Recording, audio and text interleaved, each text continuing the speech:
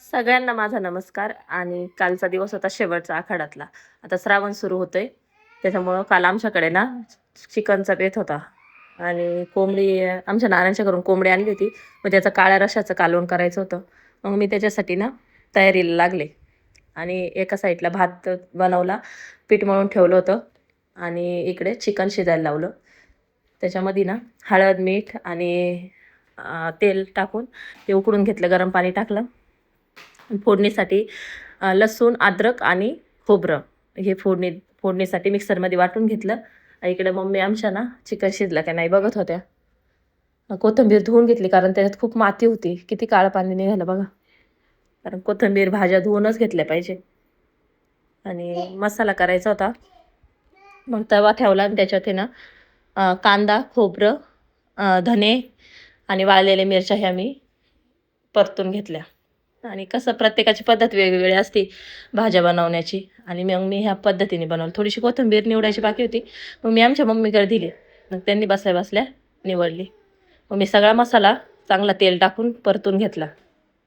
खोबरं, लालसर कांदा, धने, हे वाळलेल्या मिरच्या आणि कोथिंबीर पण त्याच्यात तव्यावर भाजून घेतली. सगळा मसाला मी मिक्सरमध्ये वाटून घेतला. आणि एकदम बारीक वाटला, कारण लाईट कधी पण जाऊ शकते, त्याच्यामुळे पहिले मसाला करून ठेवला.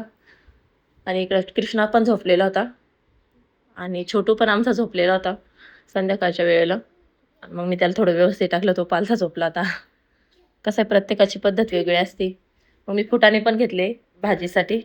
थोडेसे आबीला दिले, आबी अभ्यास करत होता. आणि छोटू पण बसलेला होता, तो झोपेतून उठला, त्याला थोडेसे फुटाणे दिले खायला. आणि फुटाण्यातले ते टलखर काढून घेतले आणि मिक्सरमध्ये ते पण बारीक केलं, त्याचं वाटण केलं. इकडे कोथिंबीर, मसाला पण वाटून झाला होता. सगळे मसाले घेतले आणि अद्रक लसूणची पेस्ट आणि खोबरं, तेल टाकलं आणि कोथिंबीर, अद्रक लसूण आणि खोबऱ्याची पेस्ट आणि सगळे मसाले टाकले. आणि ते पण चांगले मी परतून घेतले. त्याच्यानंतर मी वाटलेला मसाला आपला बारीक केलेला टाकला. छोटू आला आणि मग कालवण बनवलं, त्याला आवडतं. म्हटलं बनवते. मग सगळा मसाला परतून झाल्यानंतर मी ते चिकन, शिजवलेलं चिकन आहे ना, त्याच्यात ॲड केलं.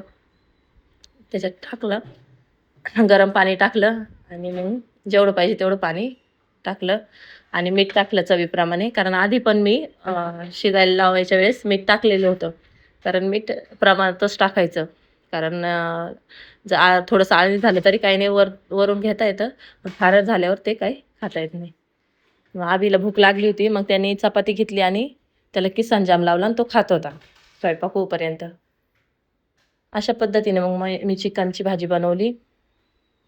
थोडीशी हिरवी कोथिंबीर त्याच्यात ॲड केली, वरून भाजी तयार झाली. आणि एका ताईची कमेंट पण आली होती की ताई तुम्ही रेसिपीचे व्हिडिओ टाकत जा. मला जसं वेळ मिळेल तसं मी रेसिपी पण बनवत जाईल.